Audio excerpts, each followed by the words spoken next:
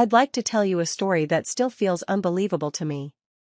My family mocked me for being single at 35, but the moment they ordered me to mop a ballroom floor in front of hundreds of guests, one powerful stranger stood up and called me his boss. Before we dive into it, tell me in the comments where you're from. I love seeing the different places people tune in from. And if you're new here, don't forget to subscribe so you don't miss more stories like this.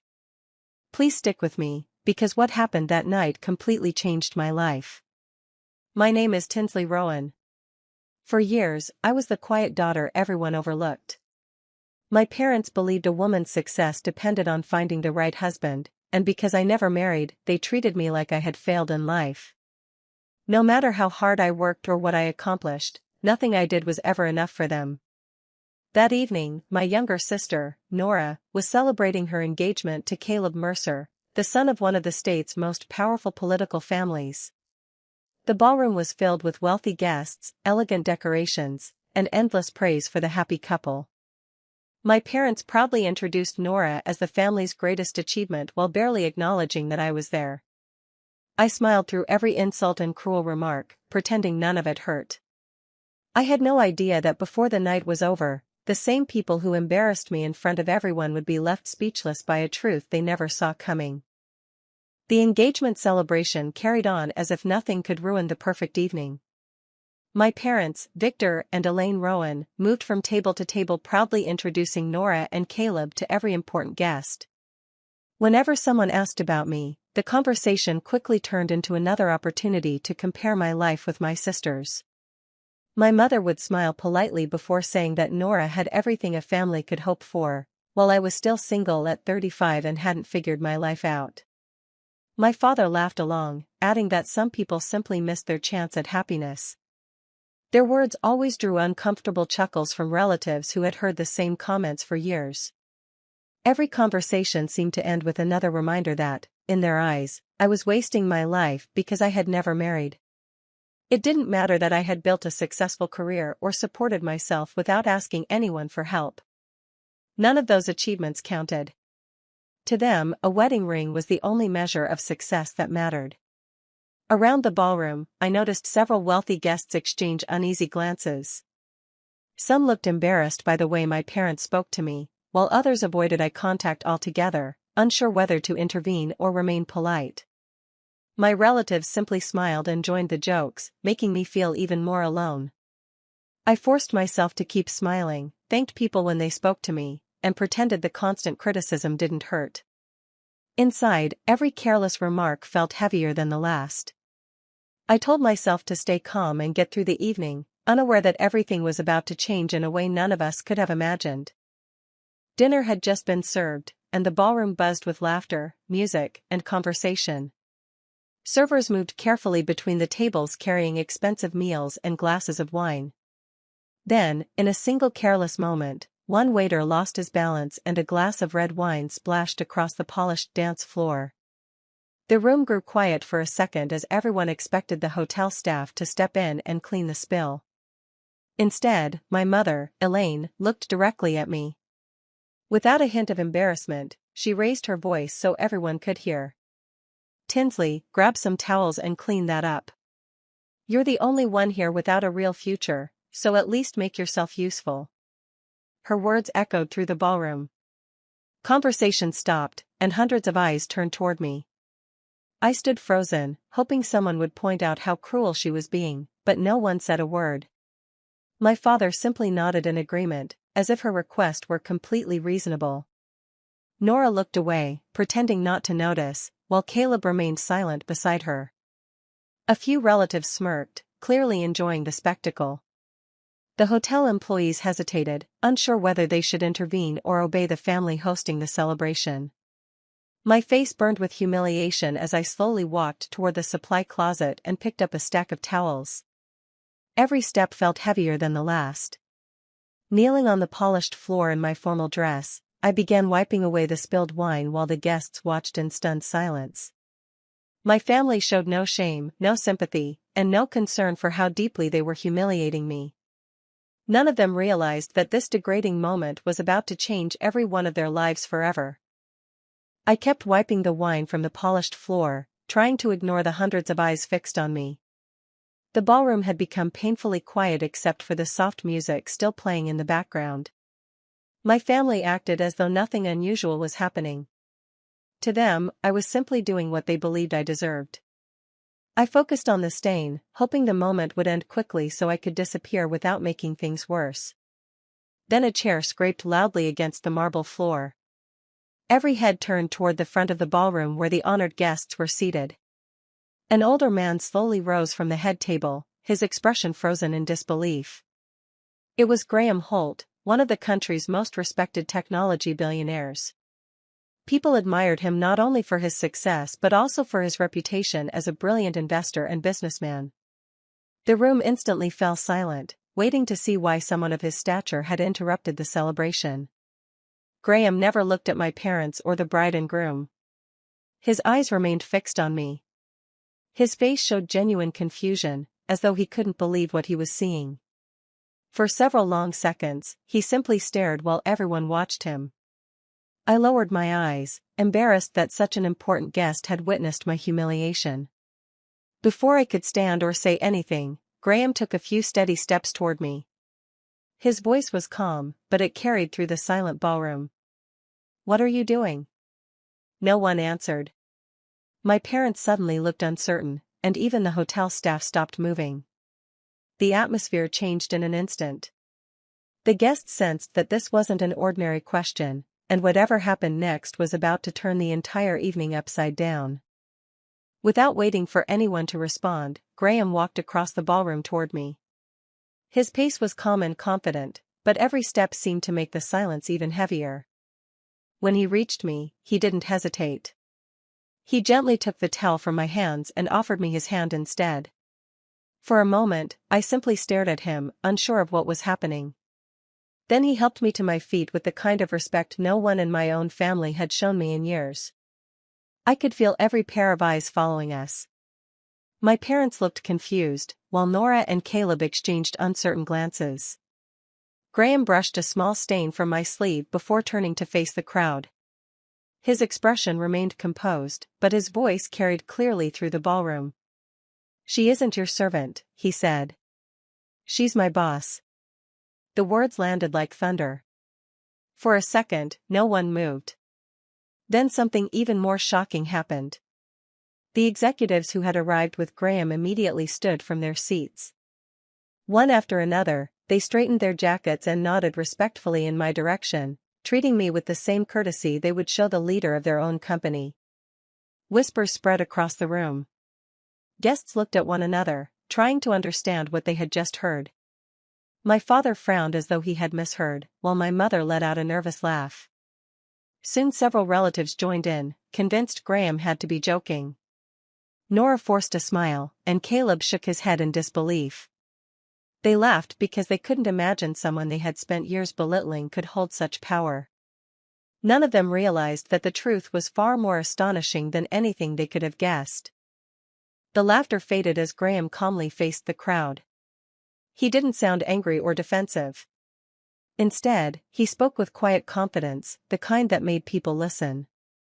"This isn't a joke," he said. "Most of you don't recognize her because she never wanted public attention. Tinsley Rowan is the founder of one of the most successful private investment firms in the country." The ballroom fell completely silent. Guests exchanged stunned looks, trying to process what they had just heard. Several business leaders whispered among themselves, recognizing the description of the mysterious investment company that had quietly financed major projects for years. Very few people had ever met its founder, and almost no one knew her identity. Graham continued, "She chose to remain anonymous because she values privacy over recognition. While others chased headlines and public praise, she focused on building something extraordinary." He looked at me with genuine respect before adding, "Even I answer to her investment decisions. Every major partnership my company makes requires her approval." A wave of whispers spread across the room. The executives standing behind Graham nodded in agreement, confirming every word. The confidence on their faces left no room for doubt. I noticed my father's expression begin to change. Victor's certainty disappeared, replaced by confusion and disbelief. My mother, Elaine, stared at me as though she were looking at a complete stranger. For the first time in years, neither of them had anything to say. They searched my face for answers, realizing they knew almost nothing about the life I had built after leaving home. Everything they believed about me was falling apart. The daughter they had dismissed as a failure had quietly become someone far more powerful than they had ever imagined, and there was no denying the truth anymore. For the first time that evening, I stepped forward and broke the silence. My voice was steady, even though memories I had buried for years came rushing back. After I left home, I said, I had nothing except my education, determination, and the promise I made to myself that I would never let anyone decide my worth again. The ballroom remained silent as every guest listened. I didn't build my life overnight, I continued. I spent years studying markets, making careful investments, and taking risks that most people never even knew existed. I worked long hours, stayed out of the spotlight, and let my results speak for themselves. I never cared about fame. I only cared about creating something that no one could take away from me. I looked at my parents before speaking again. While you believed I was wasting my life because I wasn't married, I was quietly building a business that grew beyond anything I imagined. The room stayed completely still. As my firm expanded, we began purchasing debt portfolios from struggling companies. They were ordinary business transactions, handled through legal agreements and investment groups that protected the identity of the buyer. I paused before adding, neither of your families ever knew who was behind those purchases. My father frowned as realization slowly spread across his face. Caleb's parents exchanged anxious looks, already sensing where this conversation was leading. The Rowan businesses and the Mercer companies were both included in those portfolios, I said calmly. Every contract was signed legally, every payment properly recorded, and every acquisition completed without revealing my name. No one had ever connected the anonymous investor to me. Now the truth stood in front of them, impossible to ignore, and the confidence my family carried only moments earlier began to disappear. For the first time that evening, I stepped forward and broke the silence. My voice was steady, even though memories I had buried for years came rushing back. After I left home, I said, I had nothing except my education, determination, and the promise I made to myself that I would never let anyone decide my worth again. The ballroom remained silent as every guest listened. I didn't build my life overnight, I continued. I spent years studying markets, making careful investments, and taking risks that most people never even knew existed. I worked long hours, stayed out of the spotlight, and let my results speak for themselves. I never cared about fame. I only cared about creating something that no one could take away from me. I looked at my parents before speaking again. While you believed I was wasting my life because I wasn't married, I was quietly building a business that grew beyond anything I imagined. The room stayed completely still. As my firm expanded, we began purchasing debt portfolios from struggling companies. They were ordinary business transactions, handled through legal agreements and investment groups that protected the identity of the buyer. I paused before adding, neither of your families ever knew who was behind those purchases. My father frowned as realization slowly spread across his face. Caleb's parents exchanged anxious looks, already sensing where this conversation was leading. The Rowan businesses and the Mercer companies were both included in those portfolios, I said calmly. Every contract was signed legally, every payment properly recorded, and every acquisition completed without revealing my name. No one had ever connected the anonymous investor to me. Now the truth stood in front of them, impossible to ignore, and the confidence my family carried only moments earlier began to disappear. The silence shattered when Caleb's father, Richard Mercer, stepped forward with a look of growing concern. The confidence he had carried all evening disappeared as he motioned for his attorneys and financial advisors to come over immediately. Tell me this isn't true, he demanded, struggling to keep his voice steady. Find out exactly who owns those debt portfolios. The legal team hurried away, making urgent phone calls and reviewing documents on their tablets. Around the ballroom, anxious whispers spread from table to table. Guests who had arrived expecting an elegant engagement celebration were now witnessing something no one could have imagined. My parents stood frozen, unable to understand how the daughter they had dismissed could suddenly become the center of a financial crisis. Several long minutes passed before the advisors returned. Their expressions said everything before they even spoke. One of the attorneys cleared his throat and quietly confirmed that Graham had told the truth. Every transaction had been completed legally through anonymous investment companies that ultimately belonged to me. The ownership records, contracts, and financial filings left no room for argument. Richard's face lost all color. My father looked at him, hoping someone would deny the findings, but no one could. The advisors explained that if I chose to enforce every agreement exactly as they were written, both the Rowan businesses and the Mercer companies could lose control of assets they had spent decades building. There were no legal shortcuts, no hidden loopholes, and no political influence that could erase signed contracts. The arrogance that had filled the ballroom only moments earlier vanished completely. Fear replaced it almost instantly. For the first time that evening, my family realized they were no longer in control of the situation. Their future now depended on the woman they had humiliated in front of everyone. The atmosphere in the ballroom had completely changed. The same family members who had laughed at me only minutes earlier suddenly looked nervous.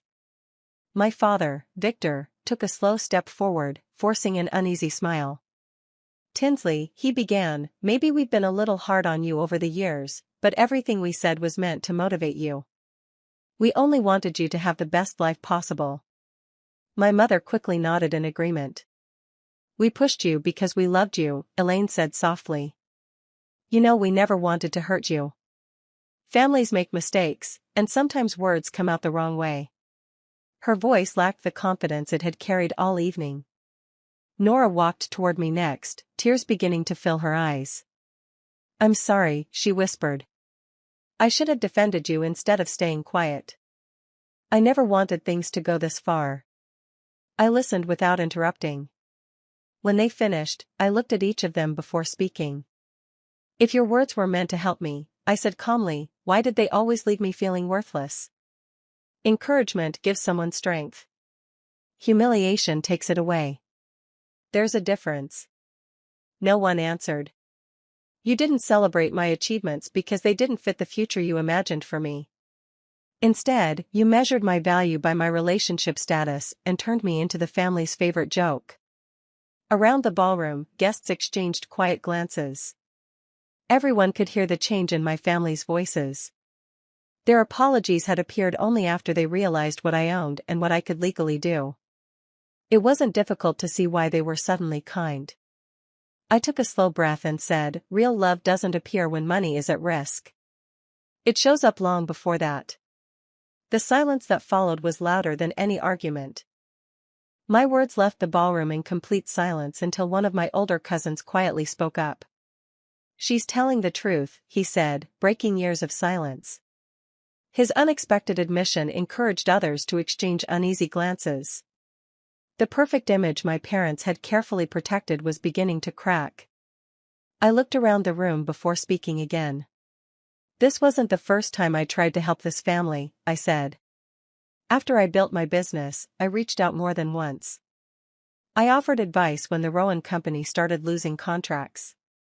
I even suggested financial solutions that could have protected the business from growing debt." I paused, remembering every rejection. Each time, my ideas were dismissed before anyone even listened because they came from the unmarried daughter everyone believed had failed. My father lowered his head but said nothing. "I wasn't asking for praise," I continued. "I only wanted to help the people I still considered family. Instead, I was treated like someone whose opinion didn't matter." An aunt slowly stood from her chair, her voice shaking. "We knew they were unfair to you," she admitted. "Many of us wanted to say something years ago." Another relative sighed heavily. "But Victor controlled too much of the family business. Speaking against him could have cost us our jobs, our contracts, and our financial security." One by one, quiet confessions filled the room. People admitted they had witnessed the insults, heard the cruel jokes, and chosen silence because it was easier than risking their own future. I wasn't shocked by their honesty. I had suspected the truth for years. The saddest part, I said softly, isn't that I was treated this way. It's that so many good people watched it happen and convinced themselves that staying silent was the safest choice. No one could argue with that. The room waited for my decision. Every face carried the same anxious question, hoping I would forgive everything that had happened and save the businesses anyway. I asked my legal team to bring me the final reports so I could review every agreement one last time. The documents confirmed what I already knew. Every loan, every debt purchase, and every contract had been completed legally and fairly. Nothing had been hidden, and every opportunity to repay the obligations had been ignored. When I finished reading, I looked at both families. This decision isn't about revenge, I said calmly. It's about accountability. Businesses built on disrespect, dishonesty, and manipulation eventually collapse under the weight of their own choices. I won't use my success to protect people who never accepted responsibility for theirs. A heavy silence settled over the ballroom. I will enforce every agreement exactly as it was written. The words struck harder than anyone expected. My attorneys immediately confirmed that the legal process would begin the following morning. There would be no special treatment and no private arrangement outside the contracts both families had willingly signed. Richard Mercer quickly reached for his phone, determined to call political contacts who had solved problems for him in the past. Within minutes, he realized influence could not erase binding legal agreements. Signed contracts carried more weight than personal connections, and no amount of pressure could change that. My father slowly sank into his chair while my mother wiped away tears she could no longer hide. They finally understood that years of pride had led them to this moment. I didn't celebrate. There was no satisfaction in watching people lose what they had built. But choices have consequences, and for the first time, my family would have to face theirs without expecting me to carry the burden for them. The legal process moved forward exactly as the contracts required. Within a few weeks, the consequences became impossible to avoid. Both the Rowan and Mercer companies were forced to sell major assets to repay their financial obligations. Businesses that had taken decades to build changed ownership, and projects they once controlled slipped into someone else's hands. Expensive homes were listed for sale, luxury cars disappeared from their driveways, and the lavish lifestyle they had proudly displayed came to an abrupt end. News of the financial collapse spread quickly through business circles. Invitations to exclusive events stopped arriving, longtime associates quietly distanced themselves, and the respect both families believed they had earned faded almost overnight. They finally discovered that many relationships had been built on influence rather than genuine loyalty. Nora struggled more than anyone expected. Watching everything fall apart forced her to confront a painful truth. She realized that for years, the family had cared more about appearances than kindness. They had spent so much energy protecting their reputation that they had neglected the people who truly mattered. She began to understand the pain I had carried for so long and regretted remaining silent whenever I was treated unfairly. As for me, I never celebrated what happened.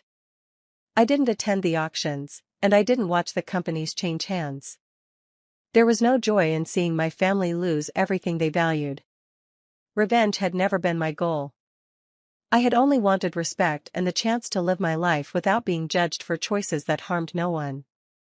I quietly returned to my work, leaving the past behind. Their downfall wasn't my victory.